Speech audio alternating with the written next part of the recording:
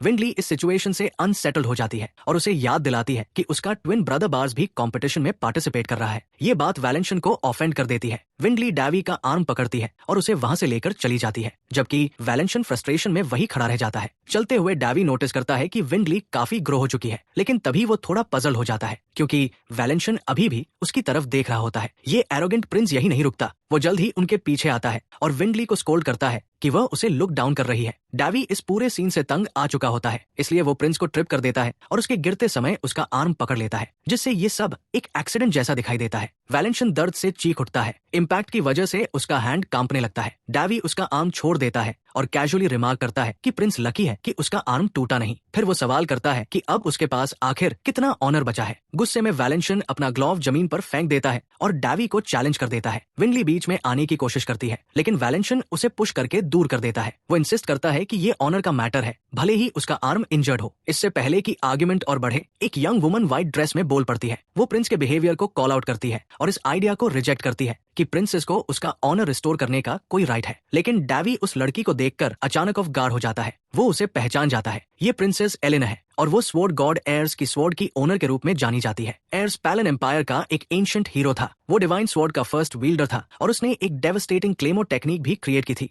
जो अब लॉस्ट हो चुकी है। उसकी फाइटिंग स्टाइल ओवरवेलमिंग फोर्स और अनशेकेबल डिफेंस के बीच लगातार शिफ्ट करने के लिए फेमस थी। इसी वजह से जब डैवी एलेना को अपने सामने देखता है तो उसे एहसास होता है कि वह उसी लेगेसी को कैरी कर रही है। उसका चेहरा और प्रेजेंस डैवी को एयर्स की याद दिलाता है। उसे उस हीरो की प्रेजेंस और इनक्रेडिबल स्किल याद आने लगती है। लेकिन जैसे ही एलेना अपनी शार्प गेज डैवी की तरफ करती है, डैवी अचानक फ्रीज हो जाता है। उसने जो स्लिप अप किया था, एलेना उसे नोटिस कर लेती है। डैवी अपनी बात संभालने की कोशिश में लड़खड़ाने लगता है। वो एक ऑकवर्ड स्माइल करता है और धीरे से अपॉलॉजी बोलता है। जब एलेना आखिरकार अपनी नजरें हटा लेती है, डैवी राहत की सांस लेता है, जैसे वो मोमेंट आखिरकार गुजर गया हो। उसी समय बार्स एक क्वेश्चनिंग लुक के साथ उसके पास आ जाता है। वही एलेना अपना अटेंशन वापस वैलेंशन की तरफ करती है और उससे अपॉलॉजी मांगती है। प्रिंस का एक्सप्रेशन डार्क हो जाता है। डैवी समझ जाता है कि वो आसानी से पीछे हटने वाला नहीं है। इसी वजह से जब डैवी बिना किसी हेजिटेशन के चैलेंज एक्सेप्ट करता है तो वहां मौजूद हर कोई शॉक रह जाता है। वैलेंशन का चेहरा पीला पड़ जाता है, लेकिन डैवी उसे रिट्रीट करने का मौका नहीं देता।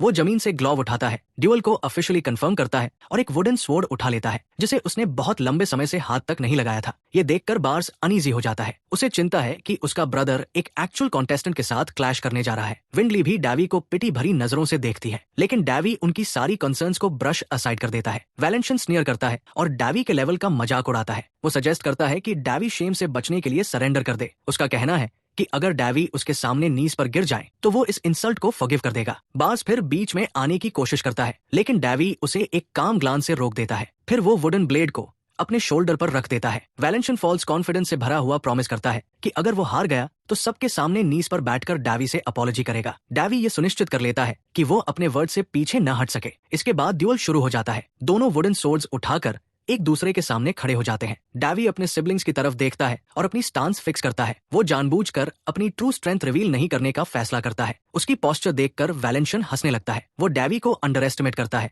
और उसे बिल्कुल अंदाजा नहीं है कि आगे क्या होने वाला है। वो अपनी आर्म्स वाइड खोल देता है और डैवी को टॉन्ट करते हुए कहता है कि वो उसे फर्स्ट स्ट्राइक करने का मौका दे रहा है, लेकिन डैवी मूव नहीं करता। वैलेंशन इम्पेशेंट हो जाता है और उसे अटैक करने के लिए उकसाता है। इस मोमेंट में डैवी को एक पुरानी ट्रिक याद आती है। वो अचानक आगे जंप करता है, जैसे मर्सी मांग रहा हो। इससे प्रिंस का ध्यान एक पल के लिए ढीला पड़ जाता है और उसी मोमेंट डैवी अचानक नीचे झुकता है और तेजी से आगे रश करता है। एक ब्लिंक में वो डिस्टेंस क्लोज कर देता है और अपनी स्वॉर्ड को ऊपर उठाता है। अगले ही पल वुडन ब्लेड जोर से नीचे गिरती है और वैलेंशन के हाथ से उसकी वेपन छूट जाती है। वैलेंशन स्नीयर करते हुए डैवी को फूल कहने लगता है, लेकिन डैवी का अगला स्लैप उसकी स्वॉर्ड को और दूर उड़ा देता है और उसकी बात वही रुक जाती है। उस ब्लो की ताकत से रेड हेड प्रिंस कार्पेट पर जा गिरता है। वो अपना फेस पकड़कर बैठा होता है, जबकि उसकी वेपन उसके पास जाकर गिरती है। डैवी उसके ऊपर खड़ा होकर कैजुअली रिमार्क करता है कि उसने तो डॉज करने की कोशिश भी नहीं की थी। ये सीन देखकर क्राउड में हलचल मच जाती है। लोग आपस में विस्पर करने लगते हैं और दोनों के बीच के मिसमैच की चर्चा होने लगती है। वैलेंशन का प्राइड बुरी तरह जल उठता है। वो जल्दी से अपने पैरों पर खड़ा होता है, अपनी स्वॉर्ड उठाता है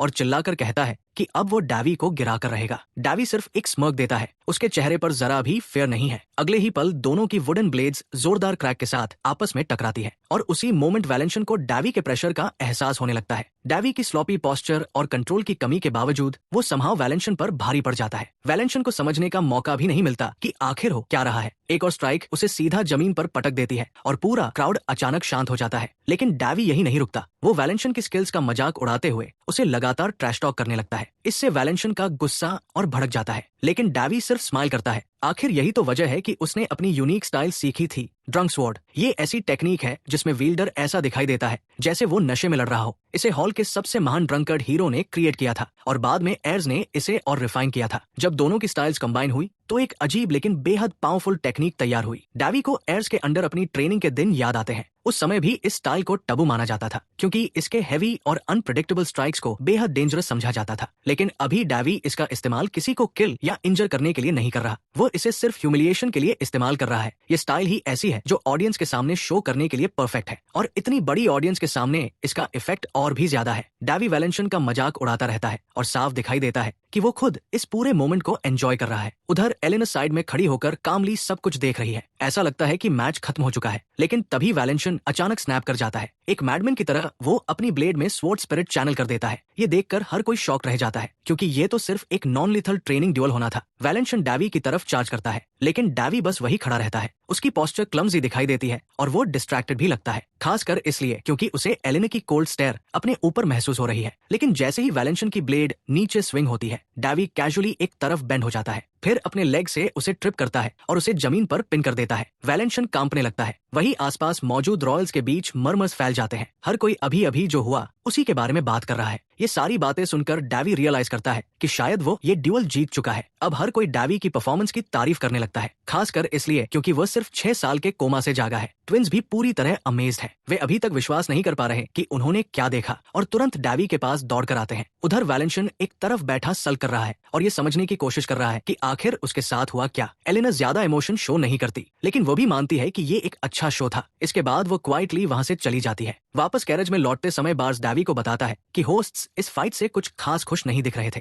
वो डैवी से कहता है कि वैलेंशन को हराना उसके लिए काफी लकी रहा क्योंकि उस आदमी की स्किल्स कम नहीं थी। फिर पता चलता है कि वैलेंशन कई सालों से इसी तरह ट्रबल क्रिएट करता आ रहा है और उसकी नजर विंडली पर भी है। जीत के बावजूद बार्स डैवी को वार्निंग देता है कि अगली बार उसे ज्यादा केयरफुल रहना चाहिए। लेकिन इससे पहले कि वह और लेक्चर दे पाता, डैवी उसके हैंड पर हल्का सा प्रेशर डालता है। बार्स दर्द से चीख उठता है। डैवी की शेयर स्ट्रेंथ देखकर बार्स शॉक रह जाता है। वो तुरंत चुप हो जाता है और अपने अभी अभी हुए फाइट के असेसमेंट पर दोबारा सोचने लगता है। दूसरी तरफ विंडली पहले से ही स्माइल कर रही है। डैवी की परफॉर्मेंस ने उसे क्लियरली इंप्रेस कर दिया है। उधर अपने रूम में वैलेंशन पूरी तरह फ्रेंजी में है। वो गुस्से में चेयर्स पलट रहा है, चीजें फेंक रहा है और रैंट कर रहा है कि उस हफी प्रिंस ने उसे सबके सामने कैसे ह्यूमिलिएट कर दिया। उसका गुस्सा सिर्फ ह्यूमिलिएशन की वजह से नहीं है, उसकी नजर विंडली पर भी थी। अगर वो विंडली से मैरिज कर लेता तो उसे बार्स जैसा एक स्ट्रॉन्ग सबऑर्डिनेट भी मिल जाता। यहाँ तक कि क्वीन राउंड भी इस मैरिज के फेवर में थी। लेकिन अब उसकी प्राइड पूरी तरह शैटर्ड हो चुकी है और उसे लगता है कि सब कुछ बर्बाद हो गया। गुस्से में वह अपने सर्वेंट्स को बाहर निकलने के लिए चिल्लाता है। वो चीजें इधर उधर फेंकता रहता है और कसम खाता है कि अगली बार डैवी से मिलने पर वो उसे मार डालेगा। लेकिन उसे नहीं पता था कि कोई उसकी ये विश सुन रहा है। अचानक पूरे रूम में स्ट्रेंज ब्लू स्मोक भरने लगता है। वो स्मोक धीरे धीरे एक रॉयल मेड का रूप ले लेता है। मेड उसे एक फ्लावर सूंघने के लिए देती है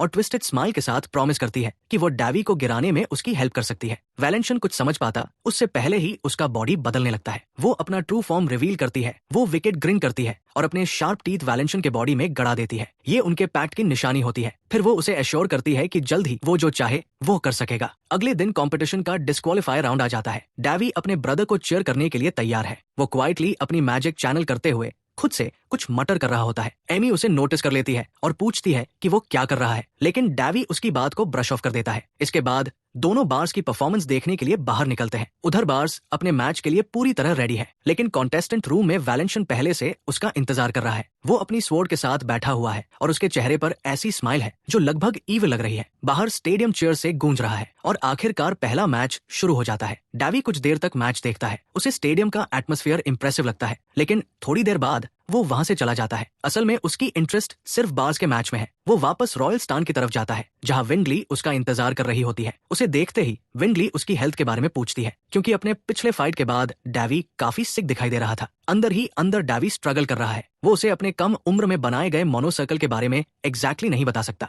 वही मोनोसर्कल जो उसे अपने अपोनेंट्स पर ओवरवेलमिंग एडवांटेज देता है, लेकिन उसका स्टमक उसके बॉडी पर काफी स्ट्रेन डाल रहा है। डैवी रियलाइज करता है कि अगर ये इसी तरह चलता रहा तो शायद उसे इसे स्टेबलाइज करने के लिए होली पावर का इस्तेमाल करना पड़ेगा। तभी बार्स अरीना में आता है। क्राउड एक्साइटमेंट से गूंज उठता है। डैवी क्यूरियोसिटी से उसके अपोनेंट की तरफ देखता है और ये देखकर सरप्राइज्ड रह जाता है कि सामने कोई और नहीं बल्कि वैलेंशन खड़ा है। मैच शुरू होने से पहले रेफरी रूल्स एक्सप्लेन करता है। किलिंग अलाउड नहीं है, वेपन्स को मना से कोट करना भी अलाउड नहीं है, इसके अलावा बाकी सब अलाउड है। स्टैंड में विंडली थोड़ी वरी दिखाई देती है। उसे डर है कि कहीं बार्स का एक्साइटमेंट उस पर हावी न हो जाए, लेकिन डैवी उसे रियश्योर करता है कि उसका अपोनेंट ठीक रहेगा। दोनों फाइटर्स आगे बढ़ते हैं और मैच शुरू हो जाता है। उनकी मूवमेंट्स देखकर डैवी तुरंत समझ जाता है कि दोनों की अपनी अपनी स्ट्रेंथ्स है, लेकिन रॉ पावर की वजह से बार्स क्लियरली अपर हैंड पर दिखाई देता है। कम से कम पहली नजर में ऐसा ही लगता है, क्योंकि जैसे ही बार्स उसकी तरफ स्विंग करता है, वैलेंशन उसे सीधे ब्लॉक करके डैवी को शॉक कर देता है। वो आदमी उम्मीद से कहीं ज्यादा स्ट्रॉन्ग साबित हो रहा है और कल की तुलना में वो क्लियरली इंप्रूव हुआ है। वो शार्प काउंटर्स और प्रेसाइज ब्लॉक्स के साथ बार्स को काफी टफ टाइम दे रहा है, लेकिन डैवी मैच देखते हुए वैलेंशन के आसपास से कुछ स्ट्रेंज महसूस करता है।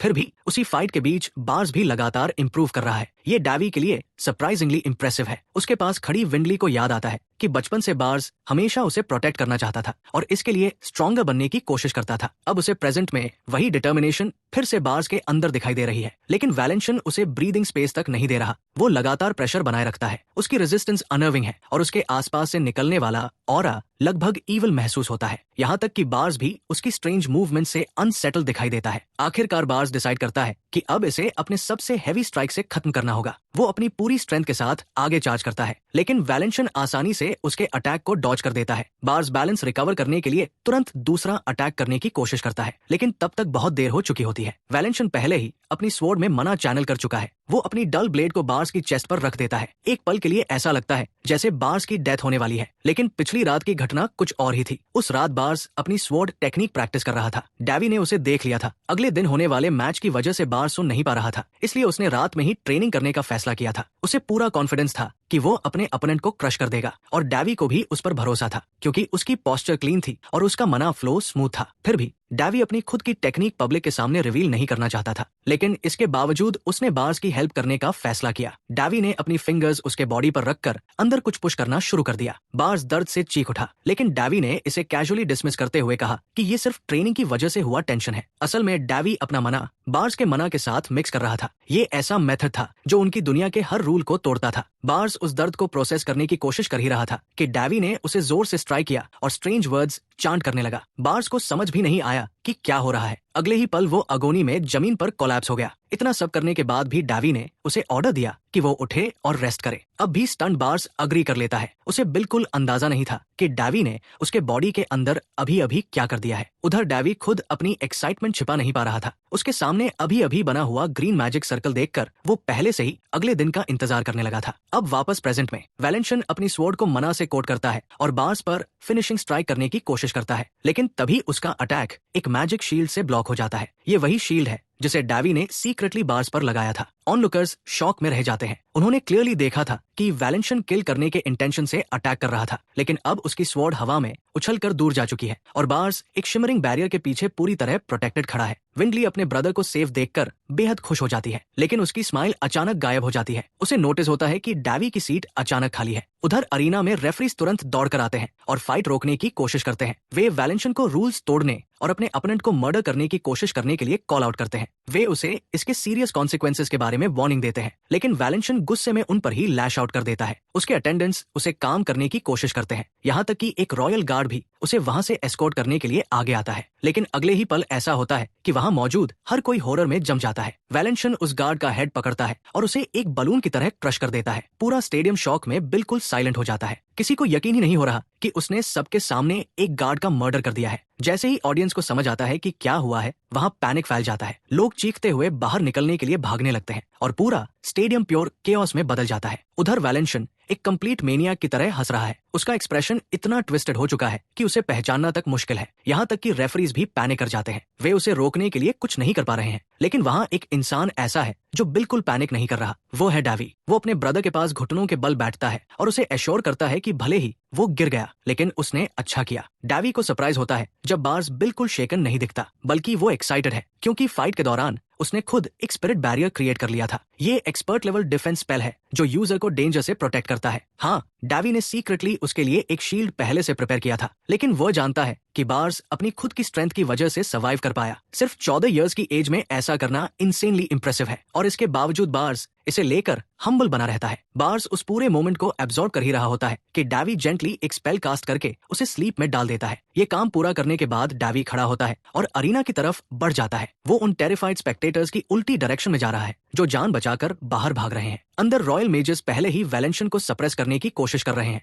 लेकिन उनके स्पेल्स काम नहीं कर रहे। वैलेंशन उनके लिए बहुत ज्यादा पावरफुल है, यहाँ तक कि इवैक्यूएशन को प्रोटेक्ट करने के लिए उन्होंने जो बैरियर बनाया है वो भी अब टूटने लगा है। मेजेस वैलेंशन को रोकने के लिए स्ट्रगल कर रहे होते हैं। तभी सब शॉक रह जाते हैं जब प्रिंस डैवी कामली उसकी तरफ चलता हुआ दिखाई देता है। यहाँ तक कि विंडली भी समझ नहीं पाती कि वो आखिर कर क्या रहा है। उसके मन में सवाल उठता है कि आखिर ये आदमी सोच क्या रहा है। पास पहुंचने पर डैवी नोटिस करता है कि सिर्फ एक रात में वैलेंशन कितना बदल चुका है। उसकी आईज वाइल्ड है, उसका ऑरा ट्विस्टेड है, ऐसा लगता है जैसे उसने अपना माइंड पूरी तरह खो दिया हो। अचानक वैलेंशन एक बीस्ट जैसी आवाज निकालता है और सीधे डैवी की तरफ लंच करता है। डैवी खुद को ब्रेस करता है और उसके करीब आने का इंतजार करता है, लेकिन तभी उसके शॉक के लिए विंडली अचानक दौड़कर बीच में आ जाती है। वो डैवी की हेल्प करने की कोशिश कर रही है। डैवी को तुरंत पैनिक होता है। अगर विंडली इतनी क्लोज आ गई तो वो सीरियसली हर्ट हो सकती है, लेकिन डैवी कुछ रिएक्ट कर पाता उससे पहले एलेना वॉरियर आर्मोर पहने हुए वहां पहुंचती है। वो डैवी को पकड़कर एक तरफ शव कर देती है, फिर स्विफ्ट प्रिसिशन के साथ अपनी ब्लेड ड्रॉ करती है और एक पावरफुल स्लैश अनलीश करती है। अटैक एक मैसिव ब्लास्ट में एक्सप्लोड होता है और पूरा अरीना उसके इम्पैक्ट से हिल जाता है। उधर डैवी, जिसे अभी अभी एक तरफ ईट कर दिया गया है, वही बैठा हुआ इस पूरे सीन से थोड़ा स्टन रह जाता है। फाइट की तरफ वापस आते हैं। एलेना शॉक्ड रह जाती है जब वो देखती है कि वैलेंशन उसकी पावरफुल स्लैश के बाद भी सर्वाइव कर गया है। अब वो और भी ज्यादा एनरेज्ड है। वो इनकोहेरेंट वर्ड्स चिल्लाने लगता है और उसके आसपास प्रेशर की वेव्स बर्स्ट होने लगती है। जब वैलेंशन अपने पावर हाई में होता है, एलेना फिर से चार्ज करती है। वो लगातार पंचेस की बैराज अनलीश करती है और आखिर में एक पावरफुल किक मारकर उसे जमीन में स्लैम कर देती है। वहां मौजूद बाकी मेजेस ये देखकर स्टन रह जाते हैं। वैलेंशन बैडली हर्ट दिखाई देता है। ऐसा लगता है कि आखिरकार वो डिफीट हो चुका है, इसलिए तुरंत ऑर्डर दिया जाता है कि उसे डिटेन किया जाए। डैवी ने पूरी फाइट देखी है। वो क्लियरली इंप्रेस्ड है कि एलेना वहां मौजूद बाकी सभी लोगों से कितनी ज्यादा पावरफुल दिखाई दे रही है। लेकिन तभी एलेना रियलाइज करती है कि ये सब असल में एक वैम्पायर के काम का रिजल्ट है और बिना किसी हेजिटेशन के वो वैलेंशन को खत्म करने के लिए उसकी तरफ लॉन्च करती है। हर कोई शॉक रह जाता है, लेकिन अगले ही पल रीजन साफ हो जाता है। वैलेंशन अपने ही क्लॉ को अपनी चेस्ट में घुसा देता है। अचानक एक पावरफुल ब्लास्ट होता है और चारों तरफ रेड स्मोक फैलने लगता है। जैसे ही वो स्मोक लोगों तक पहुंचता है,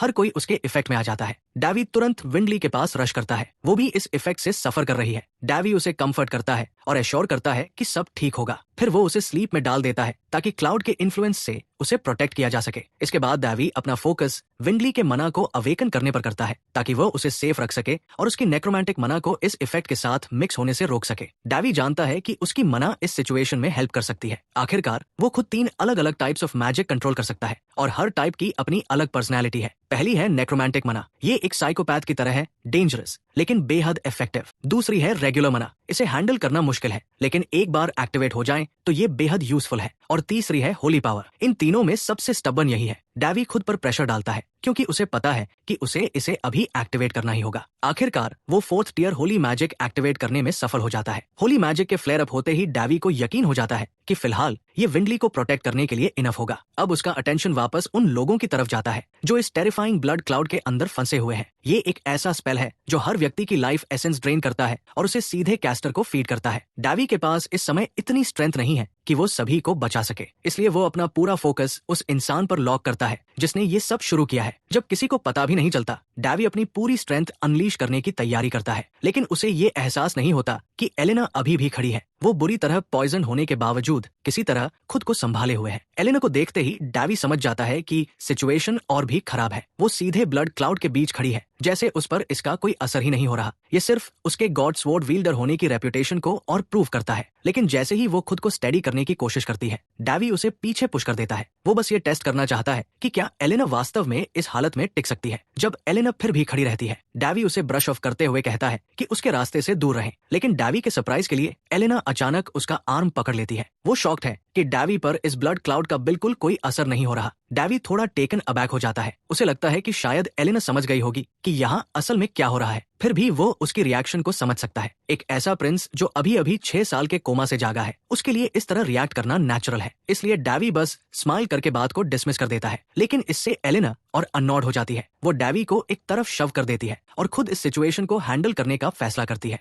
उसे भरोसा नहीं है कि डैवी इसे संभाल सकता है। वो उसे वार्निंग भी देती है कि वैलेंशन शायद एक वैम्पायर हो सकता है। इसी वजह से वो डैवी को यहाँ से जाने का ऑर्डर देती है और खुद आखिरी सांस तक फाइट करने की कसम खाती है। एलेना को इस तरह एक्ट करते देखकर डैवी को लगता है कि जैसे वो अपनी किसी दूसरी जिंदगी के ट्रू आर्च नेमेसिस के सामने खड़ी हो। और जैसा कि पता चलता है, डैवी का अंदाजा गलत नहीं था। जब एलेना सिर्फ एक बच्ची थी, तब उसने अपनी मदर की मर्डर एक वैम्पायर के हाथों होते हुए देखी थी। वो मोमेंट उसके माइंड से कभी नहीं निकला। तभी से उसके अंदर उन ब्लड सकिंग मॉन्स्टर्स के लिए एक डीप हेट्रेड पैदा हो गई थी। अब प्रेजेंट में वापस आते हैं। वैलेंशन पूरी तरह एक रैगिंग बीस्ट में ट्रांसफॉर्म हो चुका है। वो एक पावरफुल स्क्रीम करता है। एलेना फाइट के लिए तैयार होती है, लेकिन इससे पहले कि वो स्ट्राइक कर पाए, अचानक कोई चीज उसके हेड के पीछे जोर से लगती है। एलेना जमीन पर गिर जाती है। ये डैवी था। उसने जानबूझकर एलेना को रास्ते से हटा दिया था ताकि वो पीछे बैठकर शो देख सके। तभी वैलेंशन डैवी की तरफ चार्ज करता है। वो एक मैसिव पंच मारता है जिसका मकसद डैवी को क्रश करना है। लेकिन डैवी तक नहीं फ्लिंच करता। वो इन क्रीचर्स के बारे में किसी भी दूसरे इंसान से ज्यादा जानता है, इसलिए उसके लिए ये मॉन्स्टर कोई रियल थ्रेट नहीं है। पूरी तरह काम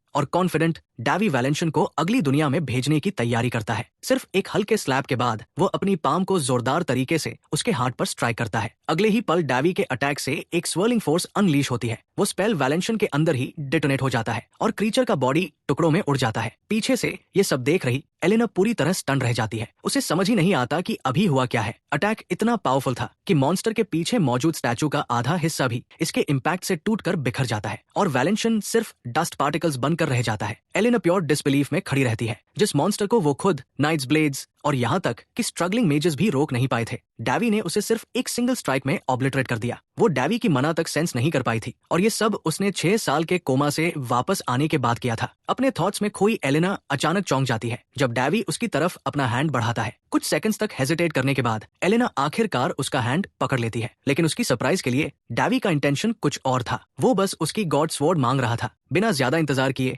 डैवी स्वॉर्ड को उससे निकाल लेता है। वो कैजुअली कहता है कि बॉस को हराने के बाद वो इसे डिजर्व करता है। फिर वो गॉड ऑफ स्वॉर्ड से उसे सही तरीके से गाइड करने के लिए प्रेयर करता है। ये स्वॉर्ड और इसके जैसी कई पावरफुल वेपन्स एक लेजेंडरी ब्लैकस्मिथ सुरतूर ने बनाई थी। सुरतूर ऑर्डिनरी वेपन्स को रेयर ट्रेजर्स में बदल सकता था, यहाँ तक कि वो जंग को भी किसी वैल्यूएबल चीज में ट्रांसफॉर्म करने की एबिलिटी रखता था। उसकी इनक्रेडिबल स्किल और टैलेंट की वजह से वो जनरेशंस तक पूरे कॉन्टिनेंट्स में फेमस रहा। उसकी बनाई सभी स्वॉर्ड्स में सबसे पावरफुल स्वॉर्ड थी गॉड स्वॉर्ड कल्देरस। सुरतूर की बाकी क्रिएशंस भी मना के मामले में इंप्रेसिव थी, लेकिन कल्देरस को उसने अपनी खुद की लाइफ फोर्स का इस्तेमाल करके फौज किया था। उसने इसे अपने फ्रेंड एयर्स के लिए गिफ्ट के रूप में बनाया था। इस स्वॉर्ड की अपनी कॉन्शियसनेस भी है। ये खुद भी अपनी पावर यूज कर सकती है और इसकी पर्सनैलिटी को डैवी से बेहतर कोई नहीं समझता। डैवी इसके बारे में सोच ही रहा होता है कि स्वॉर्ड अचानक रिलीज होने के लिए चिल्लाने लगती है। डैवी समझ जाता है कि ये काफी रूड बिहेवियर है, इसलिए वो स्वॉर्ड को और टाइटली पकड़ लेता है। स्वॉर्ड की इन स्ट्रेंज हैबिट्स पर हंसते हुए वो उसे कॉल आउट करता है। फिर सिर्फ अपना हैंड उठाकर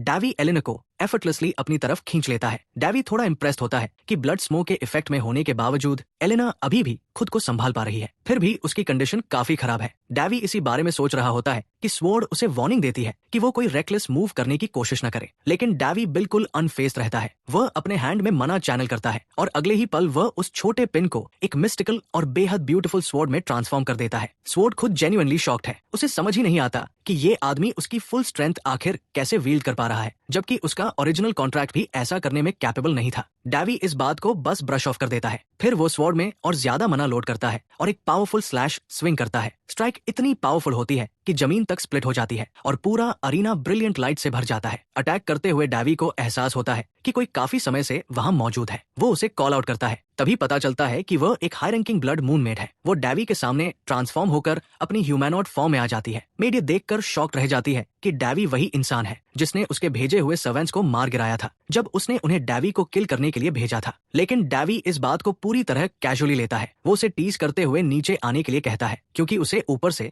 सिर्फ उसकी अंडरवियर दिखाई दे रही है। ये बात मेड को तुरंत अननॉय कर देती है, लेकिन डैवी उसे और मौका नहीं देता। वो अपनी स्वॉर्ड उसकी तरफ थ्रो कर देता है। हालांकि उसका मकसद सिर्फ उसे इंटिमिडेट करना है। मेड बिल्कुल अनफेस्ड रहती है। वो बताती है कि अगर डैवी उसे डिफीट करने में सफल भी हो गया तब भी क्वीन लिंस इसे चुपचाप एक्सेप्ट नहीं करेगी। बॉल्टस के साथ सिचुएशन काफी मेसी हो सकती है, लेकिन दोनों साइड्स इस समय इतनी स्ट्रॉन्ग पोजीशन में नहीं है कि फुल स्केल वॉर शुरू हो सके। डैवी अपनी स्वॉर्ड वापस उठाता है। वो मेड का ये सोचकर मजाक उड़ाता है कि वो खुद को बहुत क्लेवर समझ रही है, फिर साफ कर देता है कि उसे इतनी आसानी से कॉर्नर नहीं किया जा सकता। ये सुनकर मेड और ज्यादा एनरेज हो जाती है। वो अपनी डार्क एनर्जी को पाम में चैनल करती है और एक विप की तरह अटैक करती है। डैवी आसानी से साइड में लीप करके उसे डॉज कर देता है, लेकिन अटैक यही खत्म नहीं होता। वो विप काउंटलेस रेड शार्ड्स में स्प्लिट हो जाती है और सभी शार्ड्स सीधा डैवी की तरफ उड़ते हैं। वे लगभग उसे हिट कर ही देते हैं, लेकिन डैवी बैली सभी अटैक्स को डॉज कर लेता है। उसके एफर्टलेस डॉजेस मेड को और ज्यादा इरिटेट कर देते हैं। आखिर वो सिर्फ एक ह्यूमन है, फिर भी वो उसके अटैक्स को इतनी नॉनशैलेंस के साथ हैंडल कर रहा है। फ्रस्ट्रेशन में मेड फिर अपनी विप स्विंग करती है। इस बार उससे एक मैसिव वेव ऑफ एनर्जी निकलती है। उधर डैवी को हॉल में बिताया अपना समय याद आता है, जब हास ने उसे वैम्पायर लॉर्ड के बारे में बताया था। हास के मुताबिक इन क्रीचर्स के सर्वेंट होते हैं जो आगे बढ़ते बढ़ते खुद लॉर्ड्स के लेवल तक पहुंच सकते हैं। वे बेहद पावरफुल होते हैं और सिर्फ उनके मॉर्टल एनिमीज हाई एल्व्स ही उनके खिलाफ खड़े होने का चांस रखते हैं। डैवी जानता है कि इन्हें डिफीट करने के लिए पहले उन्हें प्रोवोक करना जरूरी है, क्योंकि इन क्रीचर्स का ईगो और प्राइड बहुत बड़ा होता है। अगर उन्हें प्रॉपर्ली एनरेज किया जाए तो डैवी को अटैक करने का परफेक्ट ओपनिंग मिल सकता है। प्रेजेंट में वापस आते हुए डैवी रियलाइज करता है कि भले ही पैलन किंगडम हास की टीचिंग्स को फॉलो करता है, लेकिन उन्हें इन क्रीचर्स के बारे में एक्चुअली बहुत कम नॉलेज है। अपने थॉट्स में खोए हुए भी डैवी मेड के एक और ब्रूटल अटैक को डॉज कर देता है और इस बार वो खुद काउंटर अटैक करता है। उसकी स्वॉर्ड के स्ट्राइक्स एक ब्लड बैरियर से ब्लॉक हो जाते हैं। डैवी की स्वॉर्ड तुरंत आइडेंटिफाई कर लेती है कि ये बैरियर एक वैम्पायर काउंट से बिलोंग करता है। स्वॉर्ड ये भी रियलाइज करती है कि इस लड़की में आगे चलकर वैम्पायर लॉर्ड बनने की पोटेंशियल है। ये सुनकर डैवी डिसाइड करता है कि उसे अभी इसी वक्त खत्म करना बेहतर होगा। उधर मेड फिर एक और अटैक भेजती है। वो डिक्लेयर करती है कि डैवी चाहे कुछ भी कर ले, उसके लिए सिर्फ डेथ इंतजार कर रही है। वो एलेना की तरफ भी इशारा करती है, जिसे गॉड स्वॉर्ड के साथ होने के बावजूद डिफीट कर दिया गया था। इसके बाद वो डैवी को फिनिश करने के इरादे से फिर स्विंग करती है, लेकिन इस बार डैवी अटैक को डॉज करता है और फ्लैश करके उसके पीछे पहुंच जाता है। उसके ब्लाइंड स्पॉट से डैवी उसकी तरफ लीप करता है, लेकिन वैम्पायर तुरंत रिएक्ट करती है और डैवी की तरफ लंच करती है। इसके बावजूद डैवी उसके अटैक को डॉज कर देता है और सीधे उसके ऊपर लैंड करता है। फिर वो स्वॉर्ड गॉड की टेक्निक का इस्तेमाल करता है। वह एक powerful claymore splitter attack unleash करता है और उसे बिल्कुल सेंटर में स्ट्राइक करता है। स्ट्राइक इतनी पावरफुल होती है कि एक मैसिव ब्लास्ट पैदा होता है और वैम्पायर जमीन के अंदर बहुत गहराई तक दब जाती है। डैवी खुद भी अपने अटैक की शेयर फोर्स देखकर थोड़ा शॉक रह जाता है और तभी स्वॉर्ड फिर से बोलना शुरू कर देती है। डैवी उसे काम करने की कोशिश करता है, लेकिन स्वॉर्ड लगातार सवाल पूछती रहती है। वो जानना चाहती है कि डैवी आखिर है कौन और ऐसा क्यों बिहेव कर रहा है जैसे वह उसे पहले से जानता हो। डैवी जानता है कि वो ये ट्रूथ रिवील नहीं कर सकता कि वो असल में स्वॉर्ड का ओरिजिनल डिसाइपल है। तभी स्वॉर्ड नोटिस करती है कि वैम्पायर गायब हो चुकी है। डैवी कहता है कि फिलहाल उसे जाने दो। इसके बाद स्वॉर्ड अपना फोकस ब्लड क्लाउड की तरफ शिफ्ट करती है। वो बताती है कि ये ब्लड क्लाउड तब तक अपना इफेक्ट नहीं खोएगा जब तक इसके अंदर मौजूद ह्यूमंस मर नहीं जाते। जो लोग पहले ही इसके इफेक्ट में आ चुके हैं वे इवेंचुअली इन्फेक्टेड मॉन्स्टर्स में बदल जाएंगे और उन्हें प्यूरिफाई करने में वीक्स तक पावरफुल मैजिक लग सकता है। स्वॉर्ड वंडर करती है कि अब तक पैलन के लोकल्स में कितना केओस फैल चुका होगा। फिर वो डैवी की प्रेस करने लगती है। वो उसे एक ट्रू मास्टर कहती है और दावा करती है कि उसका लेवल इतना हाई है कि ब्लड क्लाउड भी उस पर कोई इफेक्ट नहीं डाल सकता। लेकिन डैवी जानता है कि वो अभी वास्तव में मास्टर लेवल पर नहीं पहुंचा है। स्वॉर्ड की कॉम्प्लीमेंट्स के बावजूद यही थॉट उसे ग्राउंडेड रखता है। डैवी जानता है कि उस लेवल तक पहुंचने के लिए उसे हाईएस्ट ईयर तक जाना होगा। हालांकि उसके साथ हुए एब्नॉर्मल डोपिंग की वजह से वो पहले ही उस रास्ते पर आगे बढ़ चुका है। हालांकि स्वॉर्ड अभी भी डैवी को मास्टर ही मानती है। उसकी इनक्रेडिबल मना और ये देखकर कि उसके अंदर 3 अलग अलग टाइप्स ऑफ पावर्स मौजूद है, स्वॉर्ड उससे बेहद इंप्रेस्ड है। डैवी उससे झूठ बोलता है और कहता है कि इन सबको अचीव करने के लिए उसने खुद पर 100 इयर्स तक रिसर्च की है। इसके बाद वो स्वॉर्ड को जमीन में स्लैम करता है और डिक्लेयर करता है कि अब उसे उसकी हेल्प चाहिए, क्योंकि वह इस पूरी सिचुएशन को हमेशा के लिए खत्म करना चाहता है। डैवी खुद को सैक्रिफाइस नहीं करना चाहता, लेकिन अगर इससे उसकी रिकवरी में मदद मिलने की कोई भी पॉसिबिलिटी है तो वो रिस्क लेने के लिए तैयार है। वो अपने दोनों हैंड्स जोड़ता है और सरप्राइजिंगली गॉड प्रिया से प्रेयर करना शुरू कर देता है। वो उससे गाइडेंस मांगता है। वो ऐसी किसी भी चीज की मांग करता है जो उसकी मदद कर सके, यहाँ तक कि अगर खुद गॉडेस इंटरवीन कर सके तो वो भी उसके लिए इनफ होगा। डैवी की ये प्रेयर सुनकर स्वॉर्ड कुछ पल के लिए बैफल्ड रह जाती है। आखिर डैवी की Holi powers traditional religious faith पर बेस्ड नहीं है, वे अंडरस्टैंडिंग और ट्रस्ट से आती है। नॉर्मली डैवी ऐसा इंसान है जो अपनी स्किल्स के दम पर गॉड्स का इंटरेस्ट हासिल करता है, लेकिन इस बार वो सच में प्रेयर के जरिए अपना ट्रस्ट रख रहा है। वो गॉड से ऐसी चीज मांगता है जो उसके एफर्ट्स को और इफेक्टिव बना सके। उसकी अनयूजुअल प्रेयर सुनकर स्वॉर्ड उसे कॉल आउट करती है, लेकिन डैवी बेटर जानता है। वो समझता है कि गॉड्स सिर्फ उन लोगों को फेवर नहीं करते जो उनसे प्रेयर करते हैं या उनके बारे में अच्छी बातें करते हैं। वे उन लोगों को ज्यादा फेवर करते हैं जो उनकी विल को कैरी आउट करते हैं। लेकिन इस समय डैवी को ऐसी चीज चाहिए जो ब्लड क्लाउड में फंसे लोगों की खोई हुई लाइफ फोर्स को रिप्लेनिश कर सके। इसलिए वो अपनी प्रेयर डैफ्नी की तरफ मोड़ देता है। डैफ्नी सबसे पावरफुल होली पावर की डेटी है। डैवी उससे अपनी हेल्प मांगता है। पूरे बिलीफ और फोकस के साथ प्रेयर करते हुए अचानक एक मैसिव सर्च पैदा होता है और स्वॉर्ड के जरिए 9th level Holi spell unleash हो जाता है। स्पेल सीधे जमीन पर स्ट्राइक करता है। स्वॉर्ड खुद शॉक में पड़ जाती है। वो अपने अंदर फ्लो हो रही इमेंस पावर को क्लियरली महसूस कर रही है। अगले ही पल स्वॉर्ड से एक ब्लेजिंग ऑरा निकलने लगती है। ये ऑरा तेजी से और इंटेंस होती जाती है। फिर वो ब्लडस्टोन को टियर थ्रू करने लगती है, यानी ब्लड क्लाउड के पूरे सिस्टम के हार्ट को। जैसे जैसे लाइट और पावरफुल होती जाती है, आखिरकार एक ब्रिलियंट ब्लास्ट इरप्ट होता है। ये ब्लास्ट इतना विशाल है कि बाहर मौजूद लोकल्स भी इसकी लाइट देख सकते हैं। उस हेवनली रेडियंस के बीच डैवी अपने दोनों आर्म्स फैलाकर खड़ा रहता है और उस पूरी लाइट का इम्पैक्ट अपने ऊपर एब्जॉर्ब करता है। आखिरकार जब सब कुछ शांत होता है, ब्लडस्टोन क्रैक हो जाता है और उसी मोमेंट डैवी जमीन पर कोलैप्स कर जाता है। उसकी बैक पर एक मैसिव ओपन वाउंड बन चुका है। तभी अचानक उसके सामने एक सिस्टम विंडो दिखाई देती है जिसमें उसके सारे स्टैट्स डिस्प्ले हो रहे हैं और उसी समय खुद हीरो वहां अपीयर होती है। वो हेवनली ग्लो के बीच ग्रेसफुली फ्लोटिंग होती है। डैवी को देखते ही वो उसके बारे में नोटिस करती है और स्माइल करती है। वो सरप्राइज्ड है कि डैवी अभी भी वहां खड़ा है, लेकिन डैवी अगले ही पल अनकॉन्शियस हो जाता है। वो ड्रीम करने लगता है कि आखिर 6 महीने की लगातार परेशानियों के बाद अब उसकी जिंदगी स्मूथली चलने लगी है। उसे ऐसा महसूस होता है जैसे उसका माइंड पूरी तरह क्लीन हो गया हो। वो उस पीसफुल फीलिंग को एंजॉय कर ही रहा होता है कि अचानक उसकी आंखें खुल जाती है। सबसे पहली चीज जो उसे दिखाई देती है वो विंडली का वरीड फेस है। डैवी ड्यूकेटन्स लॉजिंग्स में मौजूद है। उसे अवेक देखकर विंडली तुरंत उसे टाइटली हग कर लेती है। डैवी पूरे 2 दिनों से अनकॉन्शियस था। विंडली रो रही है और डैवी जानता है कि इस समय वह उसे रोने से रोकने के लिए कुछ नहीं कर सकता। फिर विंडली उसे एक ड्रीम के बारे में बताती है। जब वो ब्लड क्लाउड के दौरान बाहर गई थी तब उसने एक ड्रीम देखा था। उस ड्रीम में उसने डैवी को उसे बचाते हुए देखा था। इसके बाद वह ये भी बताती है कि डैवी की एग्जामिनेशन करते समय उसने उसकी बैक पर एक मार्क देखा और उसे शक है कि शायद डैवी ही उस ब्लड क्लाउड को क्लियर करने के पीछे था। डैवी अपनी बैक पर मौजूद उस मार्क को देखता है और तुरंत समझ जाता है कि ये एक स्टिग्मटा है और सिर्फ कोई छोटा स्टिग्मटा नहीं, ये बेहद बड़ा है। टेंपल में रहते समय उसके साथ ऐसा कभी नहीं हुआ था, लेकिन अब ये इतना बड़ा है कि इसे आसानी से नोटिस किया जा सकता है। जिस व्यक्ति ने इसे सबसे पहले डिस्कवर किया वो एक हाई रैंकिंग प्रीस्ट है। ये मार्क उस समय मिला जब ब्लड क्लाउड डिस्पर्स हुआ था और ये ठीक उसी एनर्जी के सेंटर में मौजूद था जिसने पूरे क्लाउड को डिस्ट्रॉय किया था। अंदर ही अंदर डैवी समझ जाता है कि इस मार्क का मतलब है कि गॉड्स ने उसे चूज कर लिया है। विंडली लगातार उससे बात करती रहती है और डैवी रियलाइज करता है कि ब्लड क्लाउड को क्लियर करने के अलावा उसके बारे में लोकल्स को कुछ और पता नहीं चला है। फिर भी डैवी थोड़ा कंफ्यूज्ड है। वो अपनी पावर्स रिवील नहीं करना चाहता और अगर वो ये बता देता है कि इस पूरी सिचुएशन के पीछे लिनिस का हाथ था तो चीजें बहुत ज्यादा खराब हो सकती है। इसलिए वो झूठ बोल देता है। वो कहता है कि क्योंकि वो अनकॉन्शियस था इसलिए उसे नहीं पता कि वहां आखिर हुआ क्या था। विंडली उसकी बात पर विश्वास कर लेती है। इसके अलावा गॉडेस के खुद अपीयर होने की वजह से डैवी भी अमेज्ड है। वो बिलीव नहीं कर पा रहा कि वो 9th टियर होली मैजिक तक पहुंचने में सफल हुआ। उसने ब्लड पूल को क्लियर कर दिया और उसकी खुद की होली पावर्स भी ग्रो हुई है। उसके तीनों टाइप्स ऑफ मना में इंक्रीज हुआ है और अब उसके अंदर एक ऐसा ऑरा मौजूद है जो पूरी तरह यूनिकली उसका अपना है। डैवी समझता है कि उसके होली पावर में हुई इस ग्रोथ के पीछे स्टिग्मटा रिस्पॉन्सिबल है। वो अपने थॉट्स में खोया ही होता है कि विंडली उसे एक और बात याद दिलाती है। उसकी पर्सनल मेड ने उसके अनकॉन्शियस रहने के दौरान काफी फस क्रिएट किया था, यहाँ तक कि एलिना भी उसे चेक करने के लिए आई थी। ये सुनकर विंडली थोड़ी जेलस हो जाती है। ये सुनकर डैवी पोलाइटली उस लड़की से जाने के लिए कहता है। वो बताता है कि उसे थोड़ा टाइम अकेले चाहिए ताकि वो सब कुछ रिफ्लेक्ट कर सके।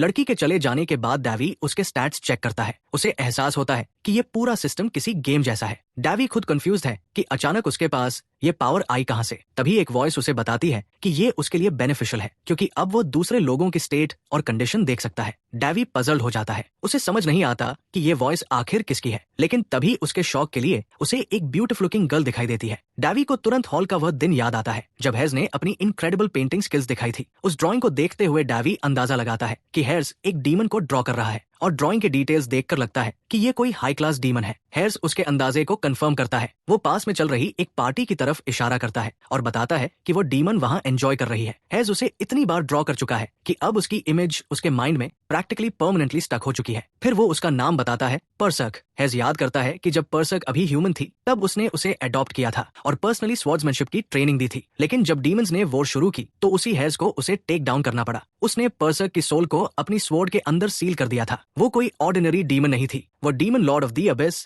परसक थी। प्रेजेंट में वापस आते हुए डैवी फाइनली समझ जाता है कि उसके सामने कौन है, लेकिन वो तब और ज्यादा टेकन अबैक हो जाता है जब देखता है कि परसक लिटरली एक इंसेक्ट से भी छोटी है। डैवी तुरंत उसे टाई अप कर देता है उसे अभी भी उस पर थोड़ा सस्पेशन है, लेकिन पर्सर्क एक्सप्लेन करती है कि उन दोनों के बीच कनेक्शन है। ये कनेक्शन डैवी की बैक पर बने स्टिग्माटा के जरिए बना है। डैवी ये सुनकर थोड़ा सरप्राइज होता है, लेकिन पर्सर्क इंसिस्ट करती है कि वो हॉस्टाइल नहीं है और उससे रिक्वेस्ट करती है कि उसे एक डीमन की तरह ट्रीट किया जाए। आखिरकार डैवी मान जाता है। वो उसे अनटाई कर देता है, हालांकि अभी भी कंफ्यूज है कि एक डीमन लॉर्ड आखिर उसकी वर्ल्ड में कैसे अपीयर हो गई। अब मौका मिलते ही लड़की फॉर्मली अपना इंट्रोडक्शन देती है। वो बताती है कि वो literally darkness of the Abish से आई है। एंशिएंट हिस्ट्री में मिडल अर्थ और डीमंस के बीच शुरू हुए ग्रेट वॉर की मेन रीजन वही थी। उस समय हेज ने गॉड स्वॉर्ड का इस्तेमाल करके डीमन लॉर्ड को स्ले किया था, लेकिन उसकी सोल को सील करने के साथ उसने खुद को भी सील कर दिया था। अब जब डैवी उसे अपने सामने देखता है तो वो पूरी तरह अलग दिखाई देती है। डैवी को पहले से सील के बारे में पता था, लेकिन वो तब सरप्राइज होता है जब पर्सर्क उस स्वॉर्ड को अपनी फ्रेंड कहती है। पर्सर्क के मुताबिक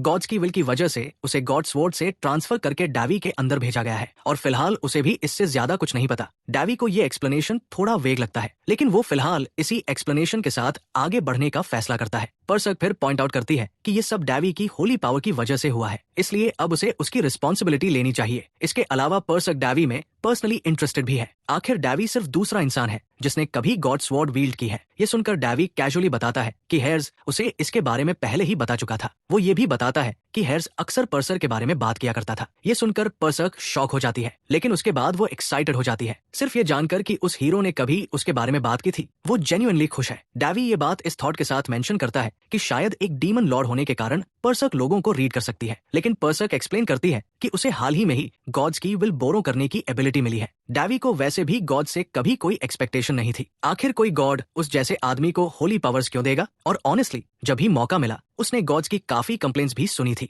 इसलिए वो ज्यादा सरप्राइज नहीं होता। इसके बाद पर्सर्क सीधे पॉइंट पर आती है। वो चाहती है कि डैवी उसे दुनिया दिखाए और बदले में उसे पर्सर्क की एबिलिटीज का एक्सेस मिलेगा, बिल्कुल उन गेम्स की तरह जिन्हें डैवी अपनी पास्ट लाइफ में खेला करता था। ये कहते हुए पर्सर्क अपना हैंड आगे बढ़ाती है। डैवी इस बात से डिनाई नहीं कर सकता कि उसकी एबिलिटीज काफी टेम्पटिंग है। वो ग्रिन करता है और उसका हैंड शेक कर लेता है। इस तरह दोनों के बीच डील सील हो जाती है। कुछ डेज बाद पूरा पेरेस्टी किंगडम एक अलग ही वजह से बजिंग कर रहा होता है। कॉन्टिनेंटल स्वॉर्ड कंपटीशन की वजह से नहीं, बल्कि अचानक सामने आए स्टिग्माटा की वजह से। डैवी जिस हाउस में रह रहा है उसके बाहर क्राउड्स जमा होने लगती है और नेचुरली ये डैवी को बेहद फ्रस्ट्रेट करता है। इन विजिटर्स में ज्यादातर प्रीस्ट्स हैं। वे डैवी के स्टिग्माटा को गॉड्स के एग्जिस्टेंस का अनडिनाइबल प्रूफ मान रहे हैं। उनका इतना ऑब्सेस्ड होना पूरी तरह सरप्राइजिंग भी नहीं है। आखिर पिछले 3 से 4 सेंचुरीज में सिर्फ 3 सेंट कैंडिडेट्स सामने आए हैं, लेकिन डैवी को चिंता है कि अगर उसकी पॉपुलैरिटी इसी तरह बढ़ती रही तो उसे जबरदस्ती किसी होली किंगडम में ले जाया जा सकता है। इसलिए वो रियलाइज करता है कि उसे जल्दी एक्शन लेना होगा। वो ट्विंस को बुलाता है। दोनों उसकी सडन डिसीजन से कंफ्यूज हो जाते हैं। उन्हें शक होता है कि शायद बाहर जमा विजिटर्स की भीड़ से इसका कोई कनेक्शन है, और उनका अंदाजा बिल्कुल सही है। डैवी के हिसाब से इस सिचुएशन से निकलने का बेस्ट कोर्स ऑफ एक्शन है रन, और यही वे करते हैं। तीनों क्वाइटली वहां से निकलने लगते हैं। डैवी जानता है कि लोग उसका पीछा करेंगे, लेकिन उसने एलेना को पीछे छोड़ दिया है ताकि वो उस पूरी क्राउड को हैंडल कर सके। जैसे ही एलेना को पता चलता है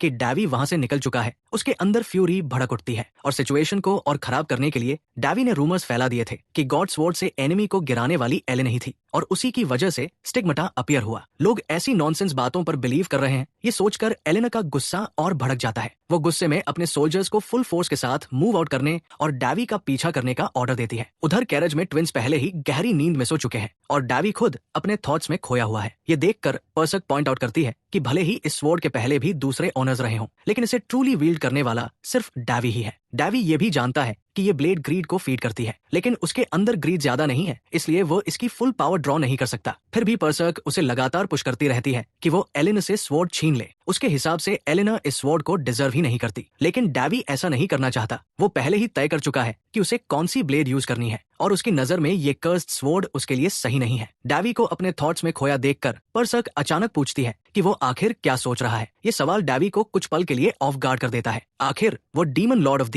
अबिस है, तो फिर वो उसके थॉट्स रीड क्यों नहीं कर सकती? बात को दूसरी तरफ ले जाने के लिए पर्सर्क सजेस्ट करती है कि घर लौटने के बाद डैवी के पास अपनी अपॉर्चुनिटी है। स्टिग्माटा की वजह से फिलहाल अपर हैंड उसी के पास है। डैवी जानता है कि वो सही कह रही है, लेकिन उसे ये भी पता है कि उसे प्रेपरेशन की जरूरत है। उसके एनिमीज के पास किंगडम के अंदर कई इन्फ्लुएंशियल फिगर्स का सपोर्ट है। उन्हें खत्म करना कोई क्विक प्रोसेस नहीं होगा। उसे एक एक करके सभी को हटाना पड़ेगा। और यही वजह है कि क्वीन लिनुस अब भी अपना एरोगेंट फ्रंट बनाए हुए है। लेकिन डैवी ज्यादा वरीड नहीं है, उसके पास पहले से एक प्लान है। आखिरकार वे किंगडम पहुंच जाते हैं। बार्स सीधे किंग के सामने जाता है। वो अपने बारे में डिसअपॉइंटेड महसूस कर रहा है, लेकिन किंग उसे रियश्योर करता है कि सबसे इंपॉर्टेंट चीज उसकी सेफ्टी है। ये सुनकर बार्स के शोल्डर्स थोड़े रिलैक्स हो जाते हैं। फिर भी फेलियर का वेट अभी उसके मन में मौजूद है। उधर किंग को ये सुनकर बेहद खुशी होती है कि डैवी ने स्टिग्माटा एक्वायर कर लिया है। लेकिन किंग की ये एक्साइटमेंट क्वीन लिनुस की फ्रस्ट्रेशन को और बढ़ा देती है। वो जबरदस्ती स्माइल करती है और खुश होने का नाटक करती है, लेकिन अंदर से उसका गुस्सा उबल रहा है। ग्रीटिंग्स के बाद किंग बिशप को ऑर्डर देता है कि बार्स के साथ जो हुआ उसके लिए अलायंस को एक स्ट्रॉन्ग कंप्लेंट भेजी जाए। ये तय करने के बाद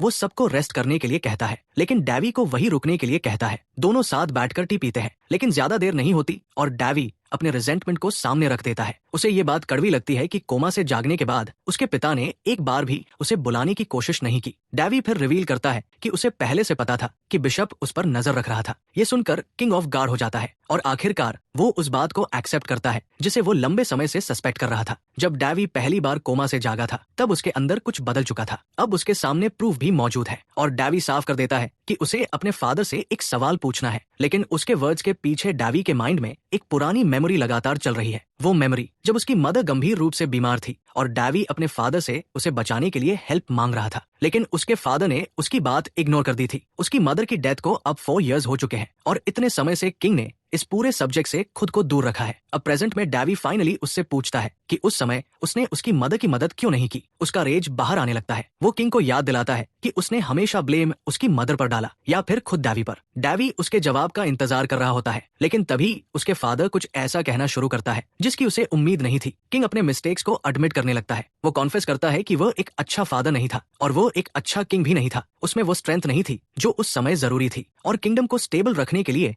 वो सिर्फ इतना कर सका कि जो सैक्रिफाइस करना जरूरी था उसे सैक्रिफाइस कर दे। अपने फादर की आवाज में मौजूद वेट सुनकर डैवी रियलाइज करता है कि किंग ने उसकी मदर को आखिरकार भुलाया नहीं था। लेकिन इससे डैवी शांत नहीं होता, बल्कि उसका गुस्सा और भड़क उठता है। वो चिल्लाकर कहता है कि अगर किंग बनने के लिए फैमिली को थ्रो अवे करना पड़ता है तो उसे ऐसी लाइफ का कोई हिस्सा नहीं बनना। इसके साथ डैवी गुस्से में वहां से निकल जाता है। वो साफ डिक्लेयर करता है कि अगर उसका फादर उसे थ्रोन भी देने की कोशिश करे तब भी वो उसे एक्सेप्ट नहीं करेगा। पूरी बातचीत सुन चुकी परसर्क उसे काम करने की कोशिश करती है, लेकिन डैवी अब बहुत कुछ झेल चुका है। कम से कम अब उसे अपने फादर से वो अंश मिल गया है जिसे वो इतने समय से चाहता था। उस अंश का वेट अपने साथ लेकर डैवी आगे बढ़ता है। अब वो इस पूरी सिचुएशन की जड़ तक जाने के लिए तैयार है। उधर ब्लड मून असैसिन गिल्ड के मेन ऑफिस में पूरी तरह पैनिक मचा हुआ है। उनकी मेड अचानक गायब हो चुकी है। ब्रांच लीडर बेहद वरीड है, लेकिन वहां मौजूद एक और शेडी पर्सन को लगता है कि एक ए क्लास इन्फॉर्मेंट को भेजना ही गलती थी। उसके मुताबिक उसकी आइडेंटिटी पहले से ही ऑब्सक्योर थी और इसके बावजूद प्रिंस और प्रिंसेस अभी भी अलाइव है। वो वहां से निकलते हुए दावा करता है कि वो उस मेड का हेड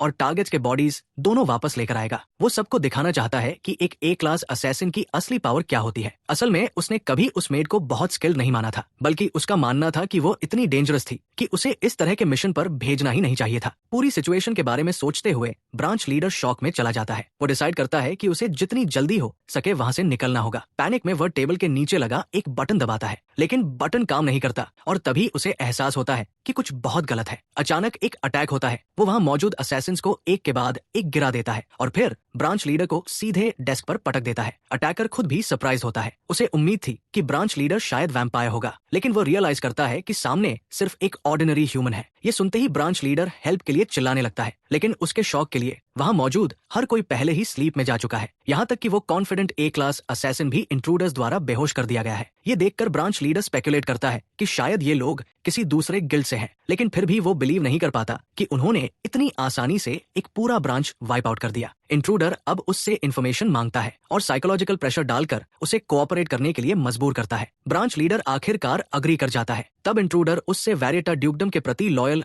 हर एरिस्टोक्रेट की पूरी लिस्ट मांगता है, साथ ही उनके एम्बेजलमेंट रिकॉर्ड्स भी। उसे ये भी पता है कि ये लोग दूसरे नोबल्स को भी अपने साइड में लाने की कोशिश कर रहे हैं, इसलिए वो उनसे उस पूरी इन्फॉर्मेशन की भी मांग करता है। इंट्रूडर की डिमांड सुनकर ब्रांच लीडर अपना आपा खोने लगता है, लेकिन साइकोलॉजिकल मैजिक के प्रेशर में उसे समझ आता है कि सामने वाला इंसान मास्टर असैसिन के लेवल के बेहद करीब है। अब उसके पास कोई दूसरा ऑप्शन नहीं बचता। ब्रांच लीडर अपनी सारी इन्फॉर्मेशन उसे दे देता है। अगली सुबह डैवी रूफ पर बैठा हुआ उन स्क्रॉल्स को पढ़ रहा होता है जो उसे ब्रांच लीडर से मिले थे। नामों को देखते ही डैवी समझ जाता है कि इनमें से ज्यादातर फेक है। ये सिर्फ उसे स्लो डाउन करने के लिए बनाए गए हैं, इसलिए उसे एक और ऑफिस विजिट करना पड़ेगा। डैवी को देखते ही पर्सक रियलाइज कर लेती है कि वो एरिस्टोक्रेटिक फैक्शन की इन्फॉर्मेशन इसलिए निकाल रहा है ताकि उन्हें खत्म करके एक बड़ा ब्लड बाथ शुरू कर सके। लेकिन डैवी का इंटेंशन कुछ और है। वो फेयर तरीके से खेलना चाहता है और लॉ को फॉलो करना चाहता है। उसे अपनी मदर के एक पुराने एरिस्टोक्रेट की याद आती है। वो था उसकी मदर का पर्सनल नाइट मार्कीज पेल्ट्राइस, और डैवी ने अपने प्लान के लिए पहले ही मार्कीज को एक लेटर भेज दिया था।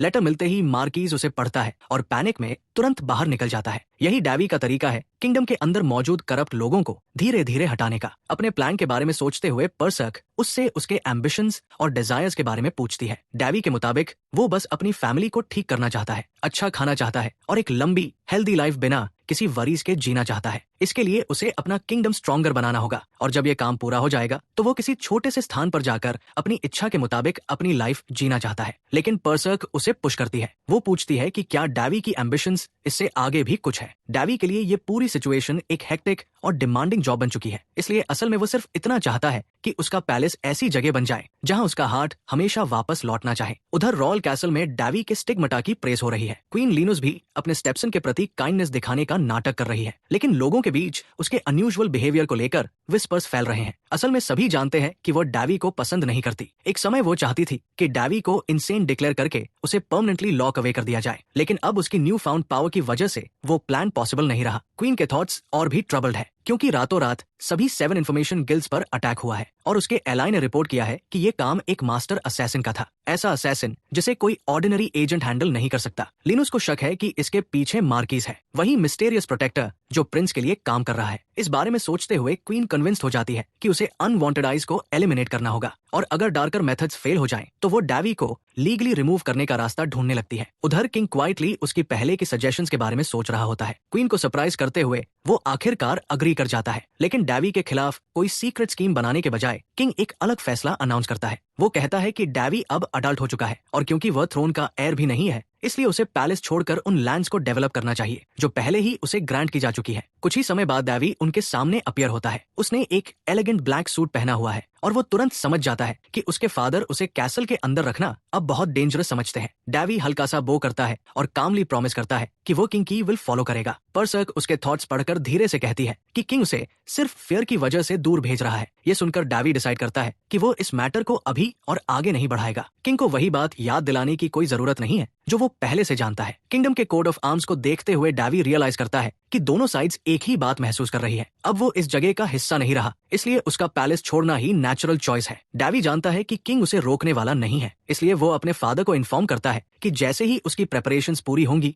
वो किंगडम से निकल जाएगा। लेकिन पर्सक उसे वार्निंग देती है कि डैवी जिस स्टॉर्म को स्टर कर रहा है उसकी वजह से काउंटलेस लाइव्स खो सकती है। ये बात प्रिंस के रिजॉल्व को और मजबूत कर देती है। वो किंगडम को प्रोटेक्ट करने के लिए जाने के लिए तैयार है, लेकिन थ्रोन बार्स को सौंपे जाने से पहले वो रिफॉर्म्स भी लाना चाहता है। वो अपने यंगर ब्रदर को इतनी करप्शन से भरा किंगडम इनहेरिट नहीं करने देना चाहता। रिसेप्शन हॉल से निकलते समय डैवी को ट्विंस रोक लेते हैं। दोनों उसके अचानक डिपार्चर को लेकर वरीड है, यहाँ तक कि बार्स किंग के सामने पिटिशन करने के बारे में सोचने लगता है। ये सुनकर डैवी तुरंत उन्हें रियश्योर करता है। वो बताता है कि वो अपनी चॉइस से जा रहा है, किसी के फोर्स करने की वजह से नहीं, और उसके स्टिग्माटा की वजह से भी उसका जाना जरूरी हो चुका है। विंडली भी फर्मली उससे कहती है कि अगर उसे किसी भी तरह की ट्रबल हो तो वो उन्हें जरूर कांटेक्ट करे। वो प्रॉमिस करती है कि वह और बार्स उसकी हेल्प करने के लिए सब कुछ करेंगे। उनकी कंसर्न डैवी को जेन्युइनली टच करती है। वो विंडली के हेड पर हाथ रखता है और प्रॉमिस करता है कि वो हैस लैंड को ठीक करके रहने लायक बनाएगा, और जब सब तैयार हो जाएगा तो वो दोनों को वहां इनवाइट करेगा। वापस अंदर जाकर डैवी एमी को बुलाता है। वो उसे ट्रेजरी से हैस लैंड से जुड़े सभी डॉक्यूमेंट्स लाने का ऑर्डर देता है। एमी पूछती है कि सबसे पहले कौन से डॉक्यूमेंट्स लाने चाहिए। डैवी उसे विंक करता है और कहता है सब कुछ ले आओ। पर्सक डैवी के थॉट्स पढ़ती है और उसे उसकी पास्ट लाइफ की एक बात याद दिलाती है। एनिमी को जानना विक्ट्री की गारंटी है। ये वही बात थी जो डैवी ने अपनी पास्ट लाइफ में कही थी। इसी वजह से डेमोनिस अम्यूज्ड हो जाती है। वो मानती है कि डैवी की इतनी पावर के बावजूद उसकी ह्यूमिलिटी उसे जेन्युइनली एक्साइट करती है। वो इसे एक तरह की सेटिस्फैक्शन भी बताती है, क्योंकि उसकी अपनी लाइफ काफी पैसिव रही थी। फिर वो डैवी के हेड के ऊपर अपने विंग्स फैलाती है